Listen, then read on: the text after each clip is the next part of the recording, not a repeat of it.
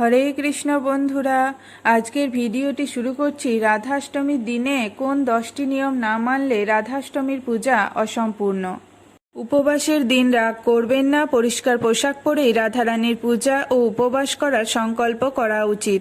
যদি তুমি উপবাসের প্রতিজ্ঞা করে থাকো তাহলে মাঝখানে তা ভঙ্গ করো না। যদি ভুল করে উপবাসের প্রতিজ্ঞা ভেঙে যায় তাহলে রাধারানীর কাছে ক্ষমা চেয়ে তারপর পুজো করে উপবাস ভঙ্গ করুন।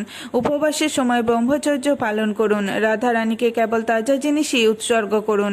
দুপুরে ঘুমানো এড়িয়ে চলুন। সকাল এবং বিকালের শুভ সময়ে রাধারানীর পুজো করুন। চুল, নখ এবং দাড়ি কাটা থেকে বিরত থাকুন। কালো বা গাঢ় রঙের পোশাক পরবেন না। এই দিনে হলুদ বা লাল রঙের পোশাক পরতে পারেন। খোলা চুল দিয়ে পূজা করবেন না। রাধারানীর পূজার সময় মহিলাদের চুল বেঁধে ঘোমটা দিয়ে মাথা ঢেকে রাখা উচিত। ভিডিওটি ভালো লাগলে সাবস্ক্রাইব করুন। রাধে রাধে।